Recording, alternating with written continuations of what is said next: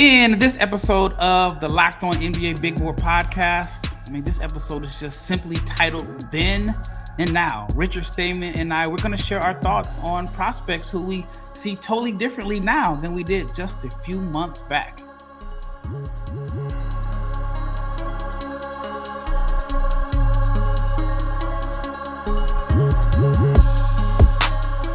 Shout out to each and every person that has made the Locked On NBA Big Board podcast your first listen of the day. And in this case, it could be your second listen because Richard and I dropped an episode earlier. It could be your third listen because James and I went live late last night. So depending on how late you were up, this could be your third listen of the day. And this episode is brought to you by Monarch Money. Take control of your finances with Monarch Money. Use the code LOCKEDONNBA at monarchmoney.com for 50% off your first year. And if you're not subscribed to the YouTube channel, not sure what's taking so long, but you only have a few days left to subscribe before the 2025 NBA draft. So make sure that you hit the subscribe button, like, share, and make sure you click the bell so you can be notified every time we drop an episode. Because, like I said, there are just 2 days left until day one of the 2025 NBA draft, but we have quite a few more episodes for you before Adam Silver announces Cooper Flagg as the first pick in the 2025 NBA draft. All right, big board revisions then and now. Richard, who is the first person that comes to mind when you think about this draft and how much a person's perception or how you feel about a prospect has changed since, maybe like your first big board or the start of the college basketball season? Yeah, my number one on this was Walter Clayton Jr. from Florida. The first game I ever saw him play at Florida, I was just not about him. I'm like, he's not a point guard. He makes some reckless decisions. I thought the shot was good, but I didn't think it was going to be this elite skill. And lo and behold, I've done a 180. And I think a lot of it helped, that he won a title and everything. But I saw the upside, man. Like the shot is honestly probably elite, I would say, for a prospect. I think it's going to be really special. He can shoot off the dribble. He can spot up. He can be an off-ball 1-2, whatever it is, next to another guard. The size has some issues, but I feel like I was able to buy in enough to some of the defensive stuff. Like he did a really good job in the title game against Houston. I thought a lot of times, especially just playing around screens, better than I'd ever seen. And that kind of made me buy in. But just feel like in general, his feel for the game is off the chart. It's just a lot that he does that I really took for granted in who he was beforehand, right? Like, I think the defense is going to be good. The finishing is, and rim pressure especially, though, I didn't realize. And then I grew on him as a combo. I don't think he's necessarily a pure one, but I do think he is a good combo guard, given everything else that's going to work. I talked to a SEC scout about him. I shouldn't say SEC scout. I talked to an opposing coach in the SEC, and I did an article asking this coach how he defended different players in the conference and his thoughts about certain guys. And he had some concerns about Walter Clayton because he said that he doesn't know how he'll play in an off-the-bench role. He doesn't know how well he'll play if he's not featured because his game is heavily reliant on shots off the dribble. He's like, how many guys coming off the bench in the NBA that aren't stars are going to get the opportunity to get a bunch of shots off the bounce? What are your thoughts on that? Yes and no. I think here's where I am. It's like, look how many guys are injured right now at guards even that are likely to go into next year. There's 3 stars right away that are going to lose their starting spot. So guys will be stepping up, right? Halliburton, Lillard, and Kyrie, they're all going to miss the start of the year. And I think there's going to be a lot of opportunity if injuries happen. I don't necessarily subscribe to that. I think that in general, I don't know, like you get the chance and what you do is what you do and the ball is in your hand. So how you get it, sometimes can be more efficient than others, but I think he's going to generally thrive no matter the situation. Like he can adapt really well, Clayton. So I see it, but I don't think it applies to Walter Clayton. Yeah, he had mentioned that Clayton wasn't their point guard last year. It was Zion Pullen. Yep. So he didn't think that he had enough experience as a point guard playing at a high level. And he just kept reiterating, like, he's got to bounce it to shoot it. He thought he's a good shooter off the catch, but he's more so of a rhythm guy. And he just wondered how it would fit if he had, like, to scale his game down to playing, like, off the bench. All right, let's talk about Nique Clifford. Nique Clifford is the guy that you have, like, I guess, for lack of a better term, changed your tune on. I know for me, I liked Clifford last year. The concern that I had about Nique Clifford was he just didn't get to the foul line enough. I didn't think that he used his athleticism to his advantage all the way, but he changed it this year. He averaged like 5 free throw attempts per game. I think he's one of the more complete players in this draft. Like, I can't look at his profile and say there's a glaring hole in his game. Like, he shoots, he passes. I mean, he's just solid all across the board. For you, what made you change like your thought process on Nique Clifford?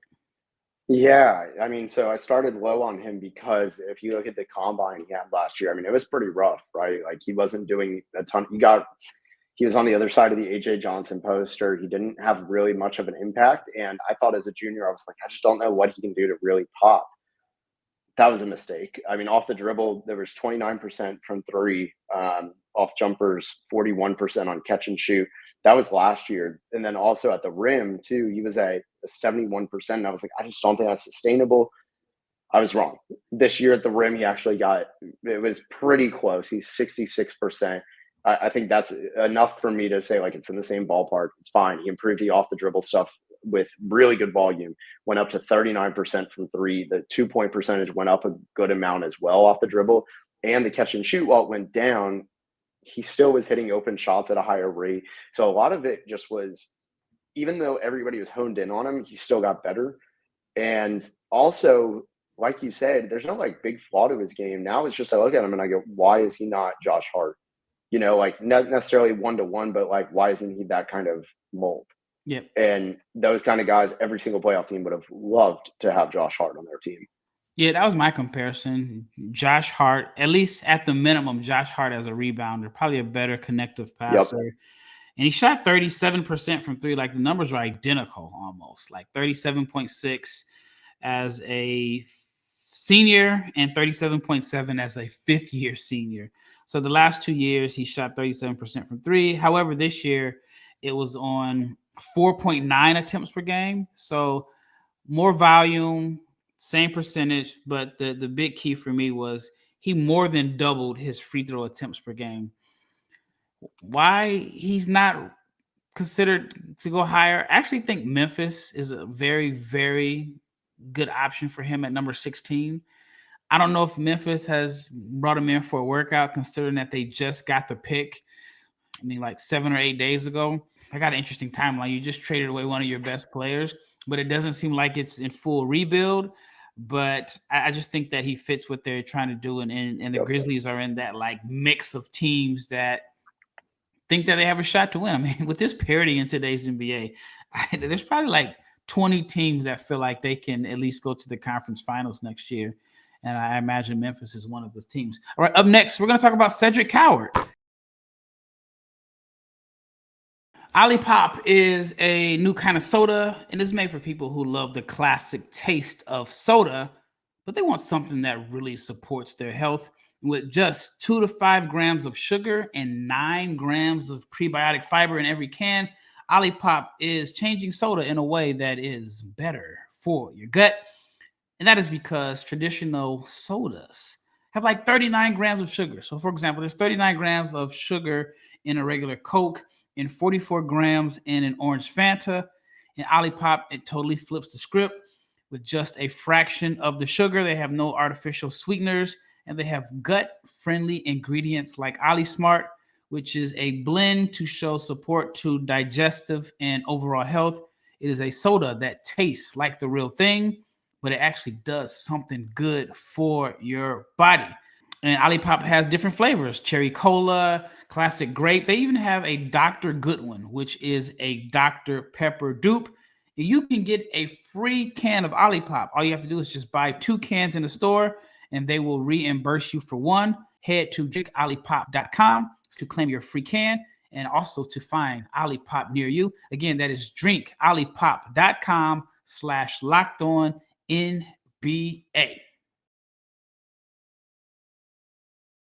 All right, let's talk about Cedric Coward from Washington State. I've been high on Coward all year. I thought he was worthy of a first-round pick. This was prior to him getting hurt, and this was prior to like the late surge and buzz. I mean, I can't say that I've been doing this for a long time, but I can't recall a guy who played 6 games and his draft stock like skyrocketed. Like, I mean, completely skyrocketed to the point where some are mocking him in the lottery. It's interesting. He's been mocked high on board, but then when the green room invites came out, he was in the last wave of invites, similar to Nique Clifford. But I've been high on him, and I feel like I was pretty early to the party. I just like, the physical tools, 6'5". I knew he had a +7 wingspan. And then I just like the progression. I talked about it in the last episode with Rasheer Fleming, and Cedric Coward fits that mold that I've been attracted to lately of guys that weren't like superstars out of high school, just have progressively gotten better and better. And in Coward's case, he had 0 offers come out of high school, went Division III, then transferred to Eastern Washington, then Washington State, and committed to Duke. But now he's to me, I think he's a lock to be a first rounder. So what made you change your tune on Cedric Coward? I mean, you like no, I mean, so let me just backtrack or rewind a little. I posted something January 19th, 2024. It was a game against Weber State. He was playing against Dylan Jones, and he had an insane game. I'll just kind of read the tweet that I posted. Cedric Coward from Eastern Washington is a name to remember in the future. Nice wing that can get in the post and be a bully, and unlike his name suggests, he's not afraid of contact near the rim. He has a beautiful jumper as well, and he won the game for Eastern Washington on the defensive end. He literally had a game-winning block. He had 24 and 10 on 10 of 13 shooting. And I was texting anybody I could, and the NBA agents, things like that. I'd be like, have you heard of this guy? Have you seen him? And they were like, yeah, he's good, but he's not a guy this year or anything. And I guess it was just kind of going away from that. And I was like, okay, like I know he was good in the Big Sky, and he only played 6 games in the Pac-12. So I kind of started doing the postseason review. This is probably last month. I really did my dive into him. And I started by listening to you. I'm like, let me just see what Roth says. I know like a baseline of where I am. And then I listen and I'm like, oh my God, he is right. As I was watching the games, and all the notes and the videos that I kept and stuff held true of he was a defensive menace. He can shoot. He is extremely tough, and he is extremely long. And also, wings who have a 7'2" wingspan have generally stuck in the league. Like that's the guys, Mikal Bridges, OG Anunoby, Pascal, Kawhi. That mold really works, especially when you already have a good baseline. Like I feel like he has an extremely realistic path to being an OG Anunoby type. Yeah, I think the sky's the limit for him, because even though he's not 18 or 19 like some of these other guys, he's caught up with them in a matter of 3 years. Like the way that he's like progressed in such a short amount of time, you have to wonder, like, man, how much better can he get? But I've had some people that have questioned like his rise. So I was at Memphis for EYBL. I saw you there, and a coach pulled me to the side, and he says, how is there a guy that all of a sudden everybody loves? He didn't have any big games against great opponents. He only plays 6 games and does the combine, only shoots it, and everybody loves him.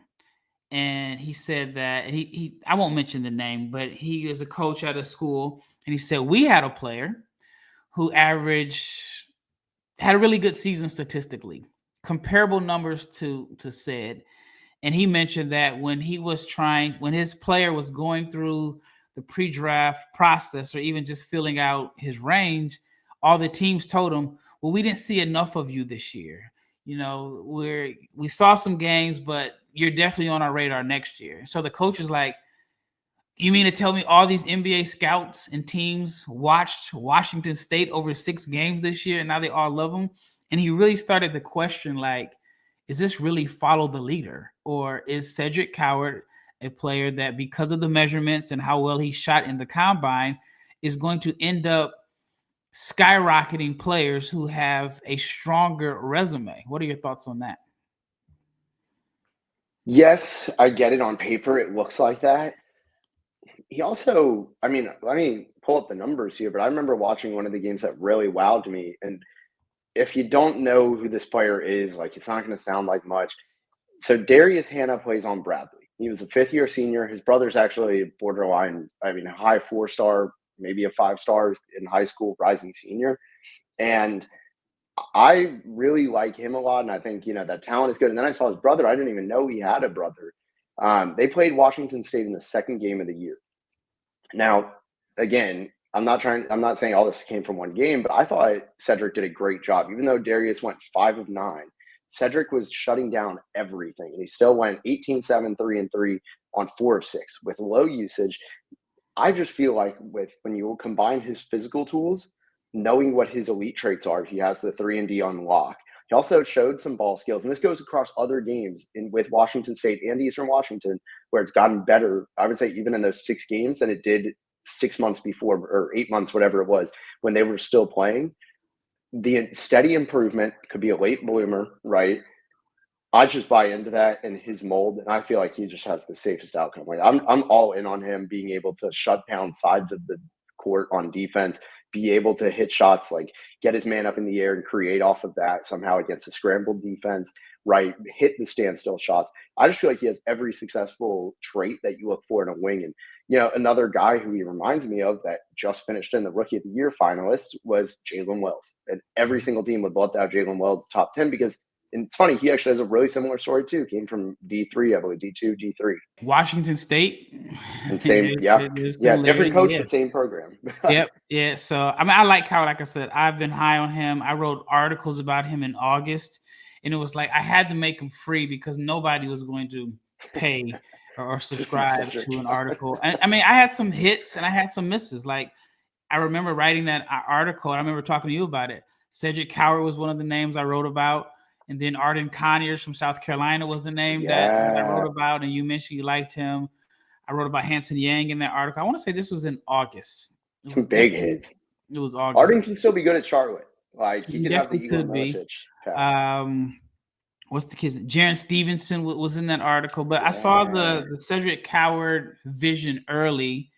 But now it is interesting because, like I said, he played 6 games. And he just won combine, no 5-on-5 play. Everybody fell in love with him.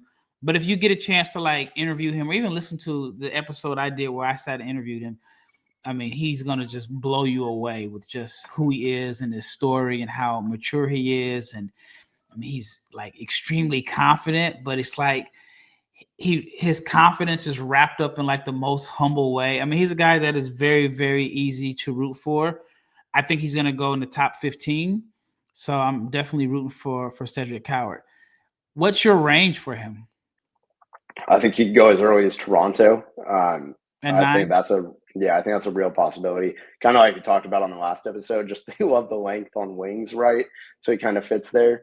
I think his worst case is probably Memphis at 16. I don't know how much I've seen, 16. I feel like I've seen mixed things about that, where it's okay, you have Jalen Wells. Do you need that? But also a lot of people are like, well, you need another wing to replace Desmond Bane. I've seen mixed thoughts on that. I feel like he's firmly in that 9 to 16 range. Yep. All right. When we return, we're going to talk about Noa Essengue and Ryan Kalkbrenner. Have you ever checked your bank account and you wondered where did all the money go? I just honestly did that 20 minutes ago. Between dining out, online shopping, and entertainment, it is very easy to lose track. And that is where Monarch Money comes in. It is your personal CFO, giving you full visibility and control over your finances. And Monarch Money is not just a budgeting app. It is a complete financial command center. You can track all of your accounts, your investments, and your spending in one place. So you stop just managing your money and you start building wealth. And Monarch Money makes it easy for you and your partner to track your shared and personal accounts, to set goals and stay on the same page without all of the stress. So again, managing money with your partner is smoother than ever when you use Monarch Money. So take control of your finances with Monarch Money. Use the code LOCKEDONNBA at monarchmoney.com. for 50% off your first year. Again, that is monarchmoney.com/LockedOnNBA. You can get half off your first year. All right, last segment. Essengue, we talked about him in the last episode as far as like polarizing. What was it? Polarizing players, the best fits for polarizing players. So was Essengue, was he someone that you were kind of late to the party on, or you didn't see it at first?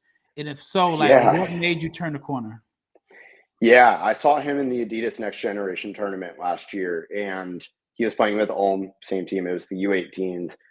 And there were two major things. One, you never saw the guy in stance on defense. It was, I'm just playing upright. I'm waiting for the play to end. It just didn't feel like he was taking it seriously. And then he shot 12% from three in the Next Generation tournament. That combination, I'm like, yeah, he's big and he's young. He's 17, but is he good? And then he played against Portland in the preseason. He actually looked pretty good.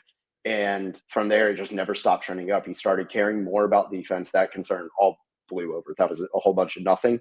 And then on top of that, I was questioning the motor, not anymore. And the other thing too is the motor. That's like it's just because he wouldn't get in stance. I'm like, does he care? Like that kind of stuff, right? But you see it in other areas where it's like, oh, I'm going to run for this rebound really hard. And I was like, do you pick and choose? Is it actually an issue? It was first glance kind of concern, and then you watch a full season of Ulm and you know it's not there anymore. The other thing too was I just didn't buy the shot, and I was like, if you're that big without a shot, say everything else is there. Like, is he just Delano Banton? Like, which isn't a terrible outcome, but if you're drafting in the lottery, you want a lot better. But now, like, I buy into the shooting and getting a little bit better. Like, it's far away, but it's still going to be trending up. And like I talked about on the last episode too, like he gets to the line at an extremely high level for someone his age in that competition. So just kind of turned the corner in a lot of different ways of saying, okay, maybe this was a little bit of bad data that turned positive. And I do buy that kind of stuff.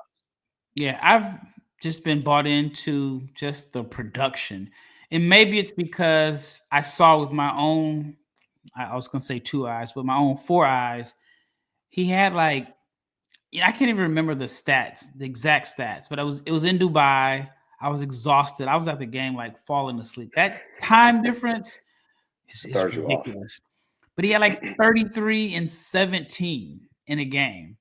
And he missed probably like 8 or 9 free throws. But the way he dominated the game without dribbling, in a sense, like if he dribbled the ball, it was in transition. It was just timely cuts. It was playing the passing lanes. It was offensive rebounds. I mean, it was just all off activity and motor. And he's what I call skinny tough. Like, I mean, when I saw him, and I saw him twice last year, I saw him at Basketball Without Borders All-Star Weekend. And I remember thinking, like, man, this dude is skinny. Like his calves and thigh looked like they were the same size. And he was just so thin. But he didn't play like he was thin. He played with he wasn't afraid to mix it up. And usually when guys are real thin like that, they don't want to mix it up. Yep. And it's usually the opposite. Sometimes if a guy is super thin, he doesn't want to mix it up. So he becomes a really good shooter. And then like getting in the paint is like the last stage of his development. And Essengue to me is the opposite. He's thin. He embraces physicality. He loves to get to the foul line. He puts pressure on defense. And now it's like he's going to slowly, well, he has shown some flashes, but slowly he's going to, in my opinion, develop into at least a reliable shooter. And then at that point, I think with his physical tools, he measured out like 6'10", and he might not be done growing. Like I've been told that he was supposed to be born in February 2007. So he's a preemie. So if he were born when he was supposed to be born, he wouldn't even be eligible for this draft. I'm buying into the upside. I think he's a lottery pick, but I understand why at first glance you can point out what he doesn't do, because you can't say, oh man, he's a gifted shot creator. Oh man, he's a good shooter. He's like a skilled ball handler. It's just like, all right, this dude is productive. Like he's somehow putting the ball in the basket and he's doing it at a high level on a team that is competing. They're in the finals of the German league. Like this is not like, you know what I mean? He's playing Sisters of the Blind. He's playing against guys that are 10 to 15 years older, and he's still been very productive. And he's doing it on the winning team. So to me, those intangibles really count for something. So I have a question for you before you get into it. Are we overthinking Ryan Kalkbrenner? Is it because he has 165 games on his resume and he doesn't fit the vertical lob threat, the 3-point shooter. But so we're on the same page. You're overthinking it with Ryan Kalkbrenner? I was, yes. I think the general people have caught up though, where there's a range of outcomes that are just, you want it, right? You win it on the margins for a backup big. You get him on an easy rookie scale contract, very, very easy, quick way to win on the margins. Like 100%, that's what everybody wants to do, especially at that size. The other thing too is, I mean, he could easily, I feel like in a few years, we could be talking about him being like not necessarily what he is now, but maybe like 3 years ago what Zubac was, right? Where it's like, growing defender. I mean, Zubac has come a very long way from being played off the floor by Luka a few years ago to where he is now, to being like an actually very good defender.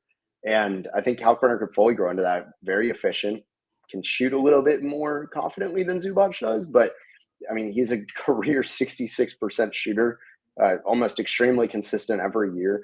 Now, where I was with him, this is why I overthought him, because I was like, the stats don't put in context what his role was. And I think that really downplayed his strengths, because on offense, I think he was actually pretty good. Like everything there, the touch has always been super soft, doesn't make a ton of mistakes really at all on offense. Like, yeah, you kind of like see him shoot more. It's not a mistake though. That's just not having it fully. On defense, this is what I thought. I thought he was a little bit, I thought they hit him very well on the defense end, which is still a valid, I think, concern to limit him. I don't think it's a deal breaker like I once thought it was, where the entire system had it where they would never switch him, which that will limit him in a way. So I think he'll be a good backup big, but he's still going to be a good backup big. He's fine near the rim. He can survive some switches. It may not be pretty right away, but it can get better. And I think with him, it just comes down to being efficient. Yes, he may not be the toughest, like, strongest guy you'll ever see on a basketball court, and like not a I'm going to walk all over you kind of mentality, but he still wins in all the essential ways to be an efficient player that shows up in the advanced stats, like right with the on off. He's always going to be better, make the team better for being on the floor. He's unique in the sense that I've never ever, and I don't think we probably will never see this in the history of basketball again, a guy that is the 4-time Big East Defensive Player of the Year, and there's still concerns about his overall fit in the NBA. It's going to happen. It happens every year. There's going to be a younger, more sexier prospect that has the measurables, that jumps out the gym, that's going to get drafted ahead of Kalkbrenner, and Kalkbrenner is probably going to last longer. And I just think he's been penalized because he's got over 160 games of film on his resume. And it's almost to the point, it's like you're looking for what he doesn't do as opposed to what he does do well. I mean, he averaged 2.7 blocks per game, which was down from 3.1 blocks the year before, but he doesn't miss around the basket. And I think he's going to be serviceable. I think he's going to be able to provide valuable minutes for a team that needs some size and an interior presence. So I don't know if I'm going to have time to write an article before the draft, but I have like the framework of it, of him and his former teammate, Ryan Nembhard, of guys that were just overthinking, guys that we're probably just, we're looking at certain things about them, and it's more so like their flaws or what they lack as opposed to what they do, but they've been steady for a long time. And there's going to be some freshmen that's like the new kid on the block that goes ahead of them, but probably won't have the same career. So if I have time to write it, but I'm running out of time. Actually, real fast, could we talk about Ryan Nembhard though? Where I've always been pretty good on him. I would say hey, I'd take him in the second round, but towards the end, it's never anything like I would brag about. But it is somebody where it's like, keep him on the radar. And a lot of times, I think a lot of people dismissed him because of his size. But look what happened in the last month of TJ McConnell kind of headlining so many different things, right? Extremely careful player that is probably the best backup on-court coach that you will find in the NBA right now. Why is Ryan Nembhard not that exact same player? Like, if you describe one player in this draft, is it not him? And he has some crazy advanced stats numbers. I think even the counting stats numbers. And then the play style, a lot of it's really similar. Like, you worry about the shot. TJ McConnell doesn't look like a dude who can hit jumpers. Like, he's the guy you're like, yeah, let him go. But he makes them. And I think if Ryan Nembhard gets to that level, I think that could be somebody that we're looking at as, some team will convince themselves, hey, if we have a good enough coach that, like, Carlisle does a great job. Again, Dallas stuff, both of our backgrounds in Dallas. We've seen the JJ Bareas, the Yogi Ferrells, right? There's like a whole joke about him with small guards, how he maximizes them. Him and Tibbs are the only ones that really trust small guards. Exactly. And if you put him on, what if there's a new coach that emerges that way? It's not always going to stay that way. What if somebody goes, hey, we figured it out? Why is Ryan Nembhard not going to be an extreme steal in the draft because of that? Even if he's just a backup. And he turns into TJ McConnell light, you're still coming out pretty happy. Like what he was in the playoffs like. Or Trey Jones. If he's Trey Jones. If he's Corey Jones. If he's I think he's going to stick. And to me, my struggle is, all right, if I think he's going to stick, then I need to make him a first-round pick. Yep, because not 30 players even stick. I went back and looked at Trey Jones yesterday. Trey Jones was the 41st pick in the 2020 draft. And there's at least 6 or 7 guys from that draft who are not in the NBA. And I think Trey Jones is in a position where he might be able to get out 5 more years. If he gets 5 more years out, that means he played 10 years as a small backup point guard. Yeah, I mean, I'm the same way. I just don't know how he doesn't fit, how he doesn't not stick, right? I mean, you can also, like, everybody has used Bart Torvik, right? You can look up the guys who have had 40% assist rates. Like, it is just so rare. It's an extremely rare mark to hit, and he's one of them. I'm a believer though that the advanced stats kind of speak for themselves a lot of times on guys like this, where it's like if you're overthinking it, it's the Kalkbrenner thing, right? This is how I'll tie it in. Is both of them have incredible advanced stats. Generally, the highest advanced stats players for college basketball have found some way to succeed. Even Jamal Shead, who had real concerns, he was small, couldn't really shoot. But I think he's already got a clear upside. I was out on him. I didn't listen. And this is kind of a correction, I would say, for myself, is just trust the stats, man. Sometimes, like, their numbers are incredible for a reason. And, like, it amounted to winning. It wasn't like he was doing this on a 10-win team. He was doing this on a consistently good team wherever he was, whether it was at Creighton, at Gonzaga, right? Like, he was just always doing this stuff. Yeah, I agree. So, I agree. You're preaching to the choir. Well, that wraps up this episode of the Locked On NBA Big Board Podcast. We just did a double header. So check out the first episode if you missed it, where we talked about polarizing prospects and their best fits. Once again, it's Rafael and Richard Stayman, and we are out of here.